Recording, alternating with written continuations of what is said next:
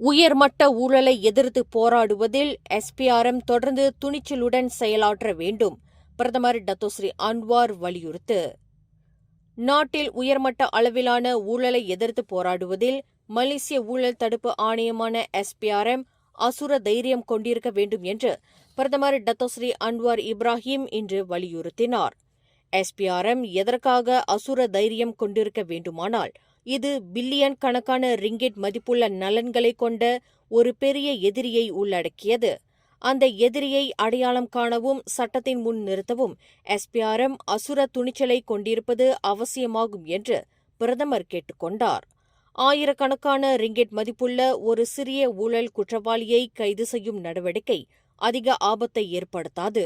ஆனால் செல்வாக்குமிக்க நபர்கள் மற்றும் நூற்றுக்கணக்கான மில்லியன் ரிங்கெட் மதிப்புள்ள பணம் சம்பந்தப்பட்ட வழக்குகள் மிகவும் சவாலானவை என்று பிரதமர் குறிப்பிட்டார்.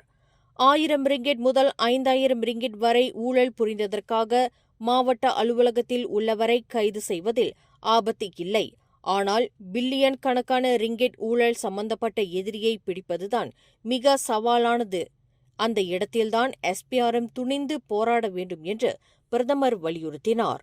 இன்று புத்ராஜயாவில் எஸ்பிஆர்எம்மின் 59வது ஆண்டு விழா மற்றும் கீப் மலேசியா கிளீன் எனும் பிரச்சார இயக்கத்தை அதிகாரப்பூர்வமாக தொடக்கி வைத்து உரையாற்றுகையில் பிரதமர் இதனை தெரிவித்தார். குறிப்பிட்ட நபர்களிடம் எஸ்பிஆர்எம் விசாரணை செய்வது, அவர்களுக்கு எதிராக நடவடிக்கை எடுப்பது ஆகியவை குறித்து நாடாளுமன்றத்தில் எதிர்க்கட்சியினர் சர்ச்சை செய்கின்றனர்.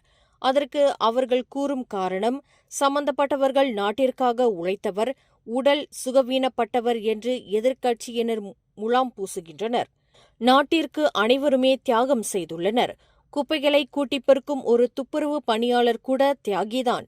அதற்காக அவர் புரியக்கூடிய ஊழலை வெறுமனே பார்த்து கொண்டு இருக்க முடியுமா என்று பிரதமர் வினவினார். ஊழலுக்கு எதிராக போராட்டம் என்பது தனிப்பட்ட பழிவாங்கல் அல்லது அரசியல் நலன்களை பற்றியது அல்ல. மாறாக நாட்டை காப்பாற்றும் மிகப்பெரிய பொறுப்பையும் கடப்பாட்டையும் கொண்டது என்று பிரதமர் தமது உரையில் வலியுறுத்தினார்.